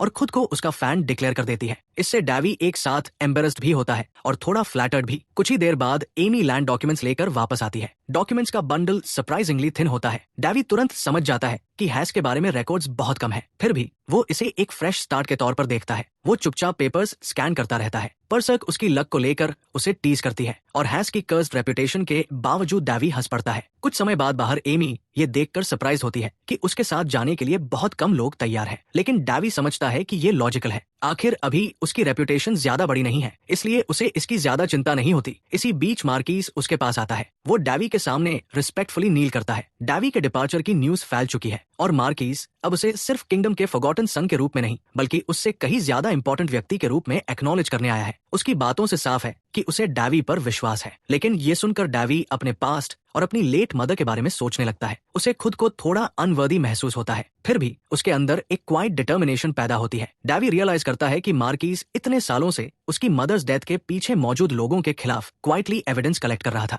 जबकि बाकी लोगों ने बहुत पहले ही इस मैटर को छोड़ दिया था। इसी वजह से डैवी मार्कीज को न्यूट्रल आदमी नहीं मानता। वो उसे एक ऐसे इंसान के रूप में देखता है जिसके अंदर स्ट्रॉन्ग रिजॉल्व है। वही ओल्ड मार्कीज डैवी से कहता है कि अगर उसे कभी ट्रबल हो तो वो उससे कांटेक्ट करे। ये डैवी के लिए सरप्राइजिंग है, क्योंकि मार्कीज का सपोर्ट किंगडम के बैलेंस ऑफ पावर को बदल सकता है। लेकिन मार्कीज साफ करता है कि अगर वो ऐसा नहीं करेगा तो उसकी ओथ का कोई मीनिंग ही नहीं रहेगा। इस सपोर्ट से एनकरेज होकर डैवी डिक्लेयर करता है कि वो हैस बैरन लैंड को रहने लायक बनाएगा। मार्कीज उसे वार्निंग देता है कि इस दौरान उसे उन करप्ट एरिस्टोक्रेट्स को जरूर स्टर करना होगा जो किंगडम से फायदा उठाकर अपनी वेल्थ बढ़ा रहे हैं। और जब डैवी ग्राउंड वर्क तैयार कर देगा तब मार्कीज उन्हें फाइनल ब्लो देने का प्रॉमिस करता है। डैवी स्माइल के साथ अग्री कर लेता है। उसे पता है कि अभी बहुत काम बाकी है। कुछ ही समय बाद पावरफुल स्ट्रीम्स ऑफ मना दिखाई देती है। ये उनकी प्रेपरेशंस पूरी होने का सिग्नल है और डैवी की कैरवेन आखिरकार मना गेट से निकल पड़ती है। हैस लैंड्स कैपिटल के काफी करीब है, इसलिए डैवी पहले से समझता है कि रास्ते में और आगे उसे कई चैलेंजेस मिलेंगे। यात्रा के दौरान डेमोनिस उसकी लैब पर ही सो जाती है। उसकी यूजुअल ड्राउजीनेस देखकर डैवी थोड़ा अम्यूज्ड होता है। वो उसे डिस्टर्ब नहीं करता, बल्कि उसे आराम से सोने देता है और उसके ऊपर एक ब्लैंकेट डाल देता है। आखिरकार कोचमैन उनके अराइवल की घोषणा करता है। कैरावेन अब विशाल हैस डेजर्ट में पहुंच चुकी है। ये लैंड लगभग पूरी तरह बैरन है। यहाँ कोई रिवर्स नहीं है, कोई माइंस नहीं है, कोई फर्टाइल फील्ड्स भी नहीं है। चारों तरफ बस वेस्टलैंड है जहाँ जगजगे मॉन्स्टर हैबिटेट्स दिखाई देते हैं।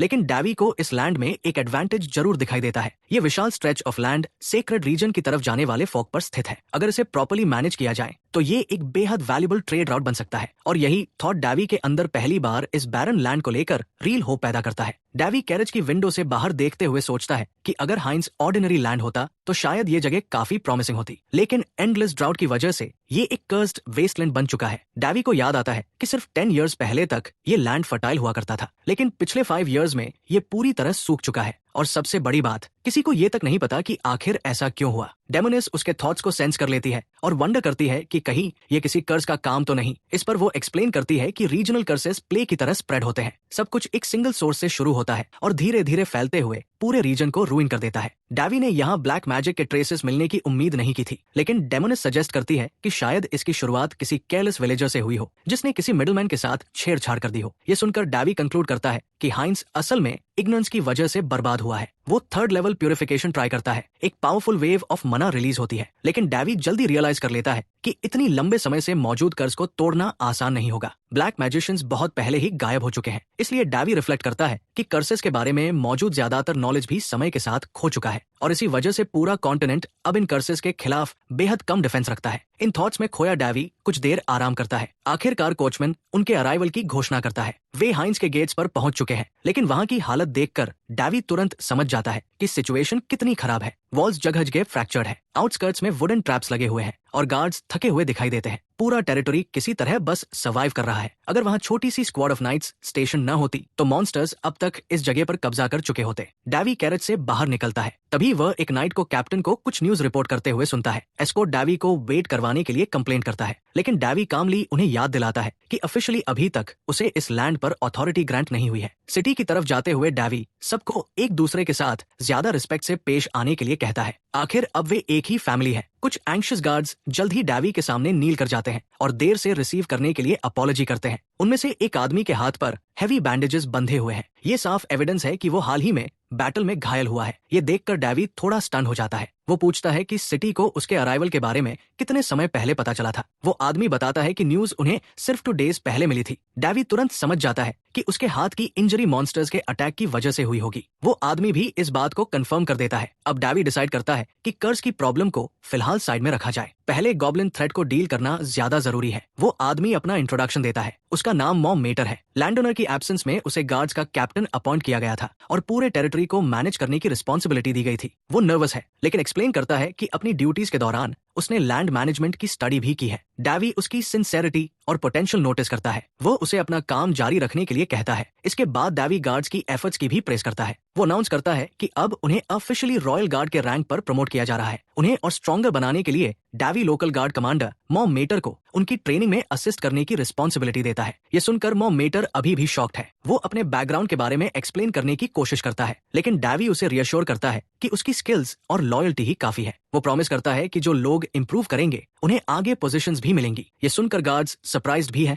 और मोटिवेटेड भी। कुछ समय बाद डैवी स्ट्रेंज फुटप्रिंट्स की रिपोर्ट्स रिव्यू करता है। तभी उसे पता चलता है कि गॉब्लिन्स फोर्ट्रेस की डिफेंसेस को ब्रेक करके अंदर घुस चुके हैं। मॉम मेटर एक्सप्लेन करता है कि रिपीटेड अटैक्स की वजह से स्क्वाड पूरी तरह एग्जॉस्टेड और वुंडेड हो चुकी है। इस पर डैवी ओवरऑल डैमेज के बारे में पूछता है। कैप्टन बताता है कि कई होम्स जला दिए गए हैं, बहुत से रेजिडेंट्स एब्डक हो चुके हैं, यहाँ तक कि पैलेस की वॉल्स भी बुरी तरह क्रैक्ड है। ये सब सुनकर डैवी रियलाइज करता है कि सिचुएशन बेहद क्रिटिकल है। मॉम मेटर ये भी बताता है कि फूड सप्लाईज बहुत कम बची है और जो थोड़ा बहुत है वो मुश्किल से विंटर तक चल पाएगा। पर्सक डॉक्यूमेंट्स रिव्यू करने के बाद वार्निंग देती है कि रिपेयर्स को भी इग्नोर कर दिया जाए, तब भी अवेलेबल रिसोर्सेज शायद 2 ईयर्स तक नहीं टिकेंगे। डैवी सोच में पड़ जाता है कि पैलेस से वापस लाई गई पोजेशंस का आखिर क्या किया जाए, लेकिन तभी उसकी नजर पर्सक पर पड़ती है। वो अम्यूज्ड होकर सोचता है कि शायद उसे अपनी सेक्रेटरी बना लेना चाहिए, लेकिन पर्सक तुरंत मना कर देती है। वो मजाक करते हुए कहती है कि सेक्रेटरी बनने का मतलब बस उसकी स्लीप और कम हो जाएगी। इतनी ग्रिम सिचुएशन के बावजूद डैवी टेबल पर गोल्ड से भरा एक बैग रख देता है। वो मॉम मेटर को ऑर्डर देता है कि इस गोल्ड का इस्तेमाल सप्लाईज और फूड खरीदने में किया जाए। साथ ही वो ट्रस्टेड नाइट्स को गार्ड्स की प्रोटेक्शन की रिस्पॉन्सिबिलिटी देता है। बाकी लोग डैवी की जेनरोसिटी देखकर स्टन रह जाते हैं, लेकिन डैवी उन्हें एश्योर करता है कि वे इस मदद के पूरी तरह डिजर्विंग है। कुछ ही समय बाद फर्स्ट प्रिंसेस पैलेस का हेड बटलर चेम्बरलिन वहां पहुंचता है। वो अनाउंस करता है कि प्रेपरेशंस पूरी होने में 4 डेज लगेंगे। डैवी उसे फर्मली थैंक्स करता है और तुरंत एक्शन में आ जाता है। वो ऑर्डर देता है कि सभी गार्ड्स और फ्री नाइट्स को एक जगह गैदर किया जाए। उसके लिए सबसे बड़ी प्रायोरिटी लोगों को जल्द से जल्द बचाना है। टाउन्स पीपल के इकट्ठा होने और उसकी बात सुनने के बाद डैवी आखिरकार डिक्लेयर करता है कि उसे officially lord of the lands appoint किया गया है। क्राउड सरप्राइज होता है लेकिन सभी ध्यान से उसकी बात सुनते हैं। गैदरिंग के दौरान डैवी सबको याद दिलाता है कि पिछली रात के गॉब्लिन रेड में कई लोगों को किडनैप कर लिया गया था। वो क्राउड को ऑब्जर्व करता है। कुछ विलेजर्स क्लियरली फाइट करने के लिए ईगर है, जबकि बाकी डर चुके हैं और बस कहीं छिपना चाहते हैं। क्राउड को देखते हुए डैवी रियलाइज करता है कि इनके बीच कोई प्रॉपर स्पेशलिस्ट मौजूद नहीं है। तभी एक आदमी प्रोटेस्ट करता है कि इतने कम लोगों के साथ गॉब्लिन से लड़ना सीधा सुसाइड होगा। बाकी लोग भी उसकी बात पर अग्री करते हुए मरमर करने लगते हैं। डैवी उनसे सवाल करता है कि क्या वे बस बैठे रहना चाहते हैं और मॉन्स्टर्स को और अंदर तक इन्वेड करने देना चाहते हैं। वो वार्न करता है कि अगर वे फेल हुए तो गॉब्लिन्स और भी ज्यादा ब्रूटल रिवेंज लेंगे, लेकिन साथ ही डैवी प्रॉमिस करता है कि वो खुद उनके साथ फाइट करेगा। उसकी बात सुनकर क्राउड में विस्पर्स शुरू हो जाते हैं। कई लोग इस यंग लॉर्ड को एरोगेंट और इनएक्सपीरियंस्ड समझ रहे हैं। उनका डाउट सेंस करते हुए डैवी उन्हें याद दिलाता है कि वो सिर्फ एक प्रिंस नहीं है, वो लॉर्ड ऑफ हाइन्स है और यहाँ रहने वाला हर इंसान उसका फैमिली है। पूरे कन्विक्शन के साथ वो डिक्लेयर करता है कि वो उन्हें कभी मरने नहीं देगा। अगर वे उस पर ट्रस्ट नहीं कर सकते तो कम से कम उसके डिवाइन स्टिग्मेटा पर ट्रस्ट करें, क्योंकि वही उसके रिजॉल्व का प्रूफ है। उसके वर्ड्स क्राउड के अंदर टेंशन और एक्साइटमेंट दोनों पैदा कर देते हैं। रात होते ही डैवी के वॉरियर्स मॉन्स्टर्स के फॉरेस्ट की तरफ मार्च करना शुरू कर देते हैं। पर्सक भी एडमिट करती है कि उसकी स्पीच इंप्रेसिव थी, लेकिन मिक्स्ड ग्रुप ऑफ विलेजर्स और सोल्जर्स को देखते हुए डेमोनिस सवाल करती है कि डैवी इन इतने सारे नूब्स के साथ आखिर करने क्या वाला है। डैवी पहले से जानता है कि उसके सोल्जर्स एग्जॉस्टेड और अनट्रेन्ड है और गॉब्लिन्स की बढ़ती हुई नंबर्स के सामने उन्हें डायरेक्ट क्लैश में भेजना सीधा सुसाइड होगा। फिर भी डैवी टारगेट सेट करता है 150 किल्स। उसे अपने स्ट्रेंथ के डिफरेंस पर पूरा कॉन्फिडेंस है। पर्सक उसे टीज करती है कि वो जरूरत से ज्यादा केयरफ्री हो रहा है। वो वार्निंग देती है कि नंबर्स किसी भी मोमेंट बदल सकते हैं, लेकिन डैवी बिल्कुल स्टेडी रहता है। उसके हिसाब से इतना काफी है। जैसे ही वे फॉरेस्ट के अंदर आगे बढ़ते हैं, गार्ड्स का कैप्टन सामने की तरफ पॉइंट करता है। वहाँ पूरा गॉब्लिन सेटलमेंट दिखाई देता है। गॉब्लिन्स वहाँ आराम से अपना टाइम एंजॉय कर रहे हैं। गार्ड्स के मुताबिक ये क्रीचर्स कई वीक से वहाँ गैदर हो रहे हैं। ये देखकर सोल्जर्स टेंस हो जाते हैं। उनके माइंड्स में अपने फॉलन कॉमरेड्स की मेमोरीज वापस आने लगती है और उनका एंगर बढ़ने लगता है। डैवी उस एंगर को रिवेंज के लिए फ्यूल करता है। उनका फ्यूरियस रिएक्शन देखकर डैवी खुद भी सरप्राइज होता है। ये लोग किसी ब्लड रिलेशन के लिए नहीं लड़ रहे, वे सिर्फ अपने लैंड को प्रोटेक्ट करने की इच्छा से लड़ रहे हैं। इसके बाद डैवी एक हिल पर अपनी पोजीशन लेता है। वो अपना हाथ उठाता है और एक ग्लोइंग फायर तैयार करता है। लाइटनिंग स्पीड से वो फायर बोल्ट आगे निकलता है। वो सीधे एक गॉब्लिन को पियर्स करता है और अगले ही पल पूरा होर्ड केओस में बदल जाता है। फायर पूरे कैंप में फैलने लगती है। मॉन्स्टर्स के अंदर फियर फैल जाता है। वही गार्ड्स ये देखकर पूरी तरह डिसबिलीफ में है। गॉब्लिन्स पैनिक में इधर उधर भागते हैं और फ्लेम्स को बुझाने की कोशिश करते हैं। डैवी हाउएवर एक्साइटेड है क्योंकि उसका शॉट बिल्कुल परफेक्टली लैंड हुआ है। जो अटैक बाकी लोगों को एक स्पॉन्टेनियस अटैक लगता है, वो असल में डैवी की रिफाइंड टेक्निक है। उसका ये प्रदर्शन उसके ओन मैन और ग्रीन ड्वार्फ्स तक को शॉक कर देता है। डैवी जानता है कि नॉर्मल टैक्टिक ट्रैप्स और ग्यूरिला स्ट्राइक्स पर डिपेंड करना होता, लेकिन उसकी ट्रूप्स पहले ही एग्जॉस्टेड और डेस्परेट है। ऐसे में वो टैक्टिक ज्यादा इफेक्टिव नहीं होगी। इसलिए डैवी डिसाइड करता है कि वह इस बार बिल्कुल होल्ड बैक नहीं करेगा। अचानक उसके फीट के नीचे मना सर्ज होने लगती है। सोल्जर्स ये देखकर स्टन रह जाते हैं और तभी डैवी अपने लॉर्ड के रूप में पहला ऑर्डर डिक्लेयर करता है। एक ब्रिलियंट लाइट उनके ऊपर फैल जाती है और एक एक करके सोल्जर्स के बॉडीज पावरफुल एन्चांटमेंट से कवर होने लगते हैं।